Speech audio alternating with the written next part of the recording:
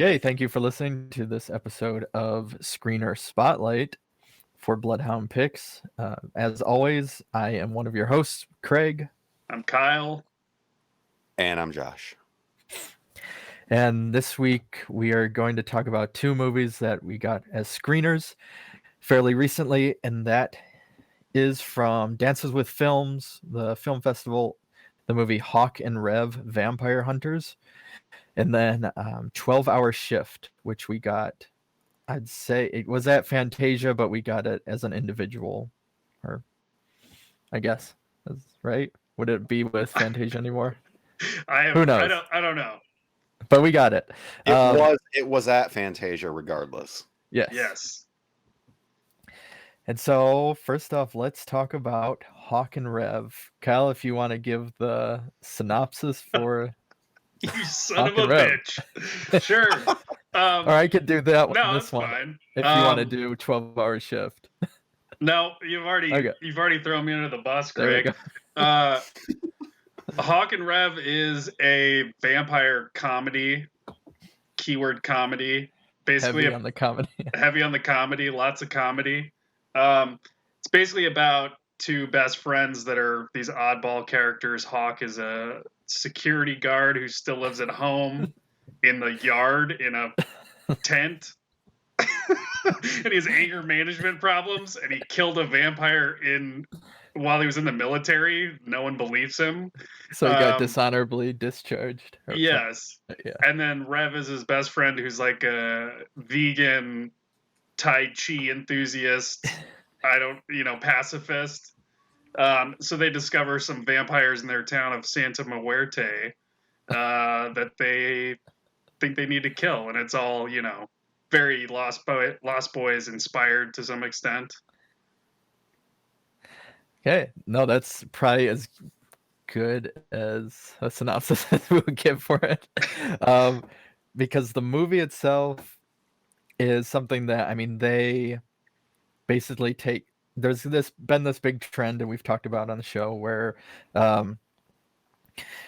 people reference the 80s a lot. You have even the main shows like Stranger Things, whether it's either set in the 80s or there's a lot of like throwbacks, odes, homages, whatever you want to call them, to some popular 80s movie. And Hawk and Rev seems to be one of those movies that takes that and then takes it to basically the dumb extreme, where they make it very clear that they're referencing it. Even though it's not the 80s, they reference in great detail from Dusk Till Dawn a bunch. And for myself, I compared it. Our review will be coming out at some point on Ginger Nuts of Horror, probably before this episode drops, I'm guessing. One would hope. Yeah, but I kind of saw it as, if anybody out there has watched live action versions of the Adult Swim shows like Children's Hospital, Eagle Heart, Delocated, things like that, it's very much in that vein, where it just seems like everybody involved is having a great time, having a lot of fun, and they make it obvious how dumb it is. And yeah, all the characters they point out the fact of how dumb it is, but also are kind of all these oddball characters in their own right. There are a few kind of, I don't know, playing it straight characters, but they even have their own kind of weird quirks as well. But I don't know, it's one that, like, the first half I was saying there, groaning at a lot of the jokes, and it may be that it got later in the night or something, but by the end I just kind of took it for what it was, and I enjoyed it for that, I'd say. But I'd love to hear your guys' opinions on it. Yeah, I kind of feel the same way. It's interesting that you compare it to Adult Swim, because I do think it would work better in 20-minute little increments for sure, or like 15-minute little episodes or whatever. But I feel the same way. It definitely isn't perfect. There's definitely like narrative drag. Yeah. But because it's funny and because it's just dumb and it doesn't take itself seriously, that has like annoying. You know, it's not as bad as some of the other stuff we watched where it's being like pretentious and boring and you know what I mean? Yeah. Like it's being pretentious. It's trying to be like they're trying to blow your mind with their filmmaking abilities, and there's like no story, and you're just like, okay, fuck you. Like at least these guys are like self-aware, so it's not surprising either because you're like, all right, they don't really have a budget to do cool vampire stuff. Although, like the effects at the end were hilarious and pretty good, but you know, you're like, okay, of course they're just gonna like sit in front of the convenience store and like make jokes for 5 more minutes until they have another plot point because, you know. There is a pretty good kill, at the end. That's funny, where one of his neighbors who lives next to him in the alleyway, dude, who's just a drunk guy who apparently worked as a telemarketer, and he just continues to do that while he's drunk, like talking into his hand or whatever. Yeah. And he vomits on himself throughout constantly, but then he gets his arms ripped off, and it's a very slow process, and they draw attention to it, and the guy's even narrating. Well, he's making puns about his arms and legs and whatever, and his head. Yeah. But now Josh, who I know he was not as loving of this. Yeah, I mean, it's one of those things where it was fine. It was so like thin too that, you know, it was just like, man, it just got to a point where it was just repeating itself. I mean, because there was nothing there, you know, there was literally nothing there, and it was like, you know, by about the 45-minute mark, you'd run the gauntlet of possibilities with what they were doing. And it was, you know, that talking about that kill, that just reminds me of, it was really funny in being, it was just like so crystal clear that had to be at the end because they were only going to get to do it once. And you know what I'm saying? And when it happens and it's just so over the top and there's just so much Caro syrup and blah, blah, blah. But it was just hilarious that it was that telegraphed that, you know, we've got this one thing that we're going to do that costs all of our budget, but we can only do it at the end. You know, and like, and speaking of like how thin it was too, you know, the sort of like red herring in the script was you failed at it, because I mean, you know, this is gonna spoil something, but fuck off. So, you know, these two hapless dipshit characters claim that they you know, that these vampires have taken, I guess they've like moved in right to the building that Hawk is supposedly securing. Yes, it was that. Yeah, there's it's a warehouse where people rent different sections of it or something, and there are a group of people that keep coming at night, and they look like vampires, and they're only going, and they have the Pulp Fiction Gimp character with them for some reason. Anyway, so you know, these quote unquote vampires, you know, have essentially rented out a part of this building that the Hawk character is like, you know, watching over at night. And you actually see these vampire characters unloading a van with musical instruments. And the first fucking thing I thought was, they're in a band. That I can see all the instruments that they're unloading from that van. You know what I'm saying? And then what the fuck happened? They're not actually vampires. They're in a band and they needed a place to rehearse. It's like, Jesus Christ. You couldn't even fucking get the red herring done right. Why the hell did you show that? You know, I mean, you could have at least bled that dry, a little bit longer, if you wouldn't have, you know, if it wouldn't have been revealed that, you know, essentially you failed in trying to, you know, present a red herring. But anyway, yeah, I admired the love that the Hawk character had for the Lost Boys. That was just always funny to me. And I even wrote in my end of the review that somebody likes that movie as much as me. I also found it really interesting how many times they took digs at From Dusk Till Dawn, because it was at least 5 times. And, you know, it's like one of them was bitching about Tarantino's acting, which is like the lowest hanging fruit you could possibly, you know, choose to bitch and gripe about. I don't know. It was just very strange that it was at least 5 times that there was some dig at From Dusk Till Dawn. I didn't mind that, but that is terribly ironic because this was a written and directed and starring the same guy movie. Yeah. The guy, right? Yeah. So I was like, yeah, you're doing the same thing, buddy. Yeah, right.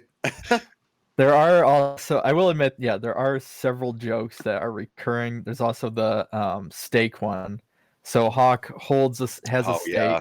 That's his secret steak, and he'll randomly pull it out, and then Rev will say something along the lines of, "Hawk, we're not supposed to, or we said we wouldn't resort to violence, so you need to not have that steak." Or I can't even think of the joke. It's been a little bit since I watched it, but he says, "Well, I don't have that steak anymore because it's a secret," and then they do that. It's about 10 times. Oh yeah, it's numerous, and it's literally the same goddamn thing. Yeah, it's the same lines of dialogue, everything.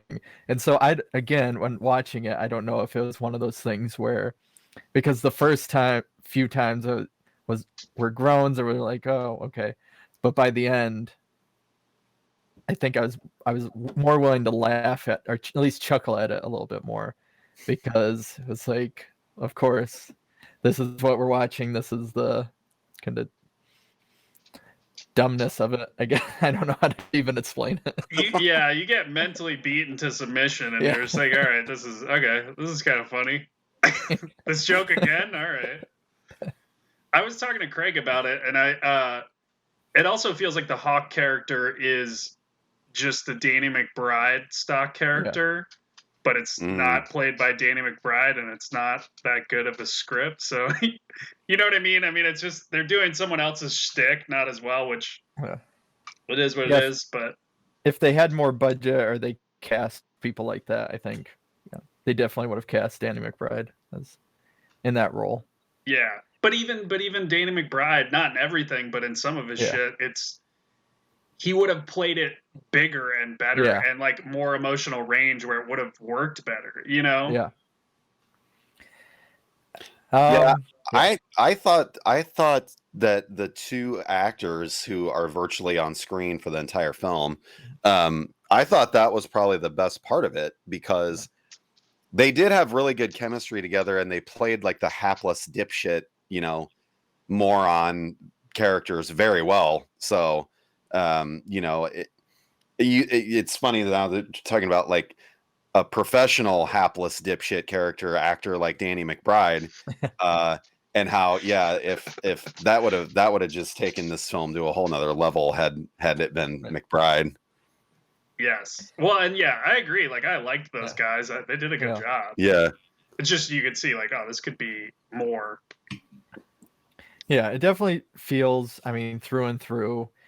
I would suggest, if you're going to watch it, if you know it might be one of those festival movies, that maybe we'll talk about that at some point. That topic. There are a lot of festival films that never really reach or see the light of day after festivals, and this may be one of them. When you kind of are watching it, I hope not, because you know it's more enjoyable than at least a lot of what we watch most of the time anymore, it feels like. But it's one that I'd say watch with people, and then it does feel like, as I mentioned before, that they must have all been friends or something.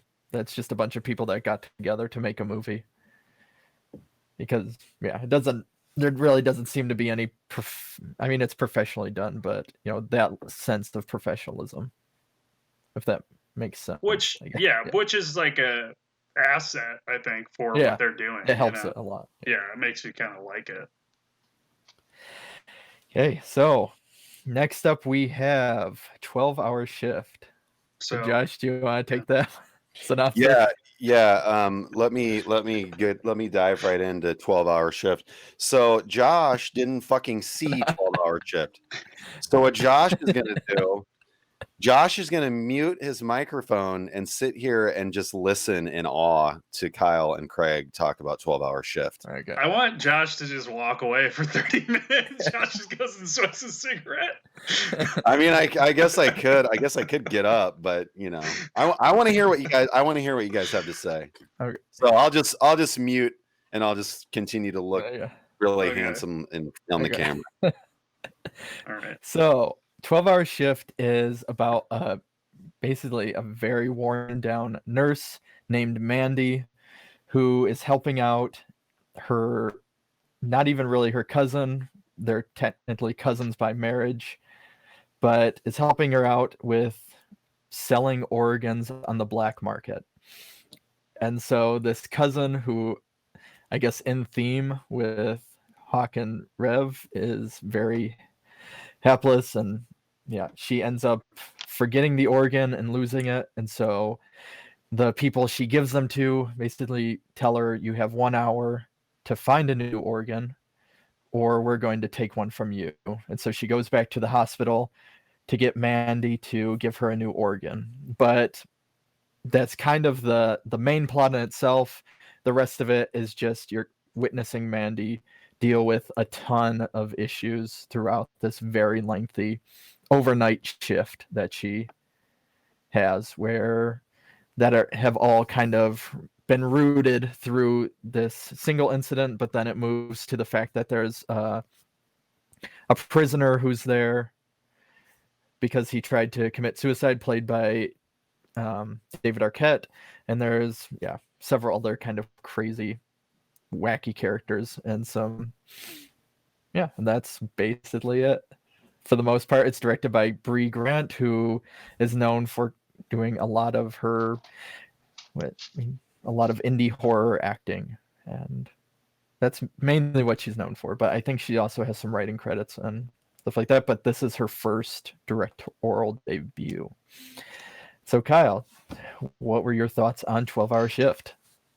Craig, I liked it. I didn't like it as much as I wanted to like it. Just based on your synopsis, you can hear like there's a very strong story in there. That's like a great suspense plot, especially for an indie movie. It's like, all right, good. You have one thing that these people have to do. There's plenty of obstacles in the hospital between this, like one other person on the staff is in on the whole organ stealing scheme, and then no one else is. So she's got to juggle all these patients and the prisoner, and later, like, eventually the cops are at the hospital investigating something and all this shit, and just trying to get an organ under the nose of all these people. Angela Bettis is great, as always. I mean, it's great that she has a lead role in something. So is her cousin. I can't think of the actress's name, but I can look it up. I pulled everything up, but okay. Chloe, the cousin's name in it is named Regina, but the actress is Chloe Farnworth, and this is, I think, one of her kind of first bigger roles, from what I. Well, yeah, I mean, she's great. I mean, she borders on I don't know. She's such a wacky character. She does border on the fact that you're like, is anyone really this fucking stupid? But she does a good job with it. And there's a ton of other people, like Mick Foley pops up, and as the mob boss or whatever you want to. The guy running the underground organ scheme. In 1999 Arkansas. I forgot to put. Yeah. Which I appreciate, because I grew up in Arkansas in the 90s, so there was a moment, especially when it started with her out in the parking lot smoking the cigarette and that other nurse just talking to her. That was a great, like, world building moment. Yeah. But it does just suffer from kind of a inconsistent tone throughout. And I don't know, it just feels like such a strong suspense, dark comedy plot, but it's not quite as tight as you want it to be. It's not quite as funny as it should be. There's a lot of moments where it's like the humor falls flat, and it just feels like, I don't know if they needed to work on the script a little bit more. But you've got so much to work with. I do feel like there's probably too many characters. Yeah. You could have cut a couple characters, because like David Arquette is in it, and I'm assuming he's friends with Brea Grant. I know he produced it as well. Yeah. He's barely in it, and he's a great actor. And I'm sure, okay, you only had him for like 2 days, so that's maybe the real issue. But like, he's one of those where it's like, well, you should have used that character either more or just got rid of it altogether. Yeah, it feels like it's one of those ploys to have a name almost to it, where because he's, I think, the biggest name, I want to say, in the movie. Yeah, I can think so. of. Yeah. Well, and there was enough going on that's like you could have cut one of those other little subplots with one of the patients or whatever. It could have been enough that the cops were there because of this prisoner, and that was kind of enough like tension and difficulty to try and figure out how you're going to steal an organ. There's some stuff with the music too that felt, I don't know, there were moments where the music came in and it just felt wrong. So for me, it felt there was some edit. Normally, it feels like it's trying to do that, and those that watch it will know exactly what I'm talking about, but it might be difficult to explain, that punk rock editing where it's very jarring and kind of, but it doesn't necessarily feel jarring in a purposeful way to me. Normally, I'm like, forgive a lot of editing and stuff, I just won't kind of pay attention to it, but yeah, it just felt like it was a little clunky. And same with the music. Yeah, and it's just one of those ones that's like, considering it seems like it has such great potential with some of the characters and the basic plot, that it feels like it could have been 10 minutes shorter and like just so much sharper. Yeah. And I don't know, for myself personally, I love black comedy. I've talked about it a lot on this show, and yeah, I would agree with Kyle. Our review for, again, Ginger Nuts of Horror will be coming out probably before this episode drops, but we both kind of agreed with each other. I think for the most part, it was just, I think completely, actually. I don't think there was any discrepancies between us. That like it just, yeah, overall it could have been a little bit better. Yeah, which is a weird thing to say, but it's, I guess, the best. It's the truth. I mean, it's still like, I think we both said this, like, I would still like to see what she does next. Mm-hmm. It's, it's not like incompetent or terrible or anything. It's just, it's one of those ones where you can just see like this. Yeah. You just see that the potential was there for something a little bit more. Yeah. I'm curious if it would be something that would work a little bit better if she had a writing partner, somebody writing the script and she directed, or I don't know actually, but just some way to kind of fine tune a little bit more. But that is kind of one of those things with first feature, that with the next one, which I'm assuming this has done fairly well for the most part in the festival circuit, that it will lead to another feature, but we'll see. Yeah. So that was our episode on Hawk and Rev, Vampire Hunters, and on 12-Hour Shift. So next time we talk on this episode, I believe we'll be talking about Hall from Fright Fest, and then another one that will be a secret until it's revealed on the episode. Till we figure out what the hell we're doing. Yeah. But thank you for listening. As always, I'm Craig. I'm Kyle. And Josh. Bloodhound Pix podcast is part of the Morbidly Beautiful Podcast Network. Produced by Josh Lee, Craig Drum, and Kyle Hintz. Music by Raymond Seed. Editing by Kyle Hintz.